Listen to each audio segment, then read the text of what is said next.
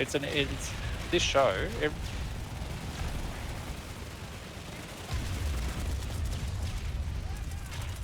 Oh yeah. Well, in Russia, they decided that they couldn't depopulate the country because they needed people to, run farms and stuff. So if you were the breadwinner for your family, you didn't get called up. 2 million people got married in the first week of Russia's mobilization because these dudes are like, I really don't want to go to war. You want to get married? Yeah, okay, cool. Bingo, married. 2 million. Yeah, I mean, the thing is, and this is the problem, right? Everybody thought warfare was like warfare from the 1800s. So it's all guys on horses waving their sabers around and charging, and lots of glorious battle. And nobody realised that warfare had converted into trenches and barbed wire and machine gun, and artillery with shrapnel taking out 500 people with one shot. Oh yeah, and we got 1,000 gun shooting, so you're all dead. It wasn't very often that the troops attacking actually made it to the trenches. They just got mown down along the way. It was a huge advantage to defence. And with all of these countries, they all had railways.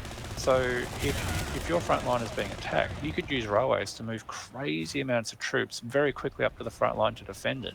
Meanwhile, if you're attacking, every mile forward you go, that's a mile further away from your railway lines.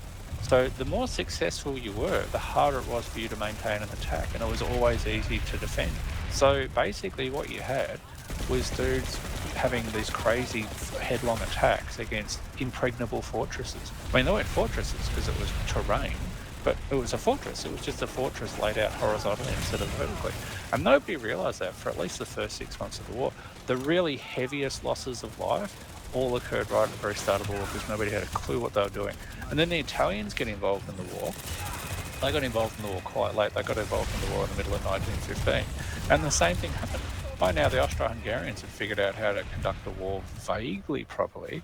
And the Italians are just like, okay, let's just go attack. So the Austrians are like, oh shit, the Italians are coming. Quick, let's build bunkers and gun emplacements and build trenches everywhere and put barbed wire and have all our guns ready to go and stuff. And the Italians are like, all right, let's all attack and just run forward as big mobs, and just got massacred over and over and over. The Italians started the war with like a 2-1 advantage over the Austro-Hungarians. And nearly all of those people got killed really quick because they had no idea. And the guy in charge refused to believe that warfare had changed from when he was a kid, like 60 years before. And so he was just like, well, obviously you're not brave enough, just send more people in. So the commanders at the front line are saying, you can't do this. You can't have frontal assault against machine guns and barbed wire and bunkers and artillery. Artillery is so far back you can't possibly shoot it.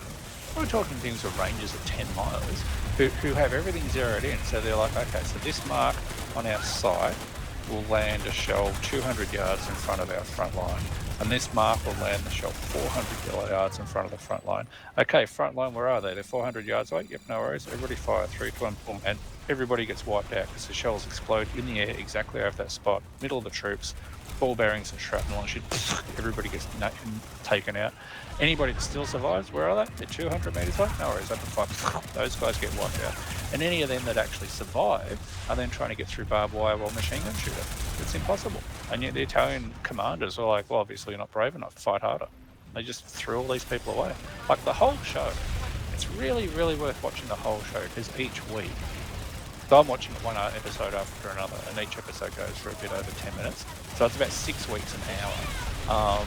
And each week is like, so this is what happened this week, and it's just all these dudes went off for these totally stupid reasons and all got slaughtered again. The Italians were fighting in one river, the Avento River or something. They fought 4 battles in the same location, using the same tactics, about one every 3 weeks or so. And the Austrians are like, here they come again. Exactly the same thing. It didn't work last time. Put more people in. It's not a matter of numbers. It's a matter of your tactics are stupid. Shut up. You're not in charge. I am. Send more people in. They'll get wiped out. They build up their forces again. About a month or so later, off they go again. It's just crazy.